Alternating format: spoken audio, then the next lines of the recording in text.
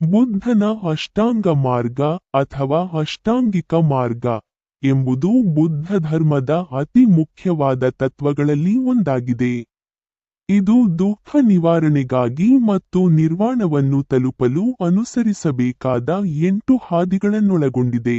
ಈ ಮಾರ್ಗವನ್ನು ಮಧ್ಯಮ ಮಾರ್ಗ ಮಿಡಲ್ ಪಾತ್ ಎಂದು ಕರೆಯುತ್ತಾರೆ, ಏಕೆಂದರೆ ಇದು ಸುಖಪ್ರಿಯ ಭೋಗವಿಲ್ಲದ ಮತ್ತು ಕಠಿಣ ತಪಸ್ಸಿಲ್ಲದ ಮಧ್ಯಮ ಮಾರ್ಗವಾಗಿದೆ.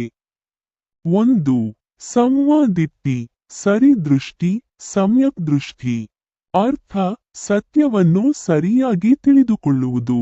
4 ಅರಿಯಬೇಕಾದ ಸತ್ಯಗಳನ್ನು ಮನನ ಮಾಡುವುದು. ಉದಾಹರಣೆ, ಒಬ್ಬನು ಯಾವಾಗಲೂ ದುಃಖದಿಂದ ಬೇಸರವಾಗಿರುತ್ತಾನೆ. ಆದರೆ ಬುದ್ಧನು ಹೇಳಿದಂತೆ ದುಃಖವು ಜೀವನದ ಅಂಶ ಎಂಬ ಸತ್ಯವನ್ನು ಒಪ್ಪಿಕೊಂಡು ಆ ದುಃಖವನ್ನು ಬಿಡಲು ಮಾರ್ಗವಿದೆ ಎಂಬ ನಂಬಿಕೆಯಿಂದ ಧ್ಯಾನ ಮಾಡುವುದರಿಂದ ಆ ವ್ಯಕ್ತಿಗೆ ಒಳಗಿನ ಶಾಂತಿ ಲಭಿಸುತ್ತದೆ. ಉದಾಹರಣೆ ಕಥೆ. ರಾಮು ಎಂಬ ವ್ಯಕ್ತಿ ತನ್ನ ಜೀವನದಲ್ಲಿ ನಿರಂತರ ದುಃಖ ಅನುಭವಿಸುತ್ತಿದ್ದ. ಅವನು ಯಾರು ತಪ್ಪು ಮಾಡಿದರೂ ಎಲ್ಲ ಜನ ನನ್ನ ವಿರುದ್ಧ ಎನ್ನುವ ತಪ್ಪು ದೃಷ್ಟಿಕೋನ ಹೊಂದಿದ್ದ.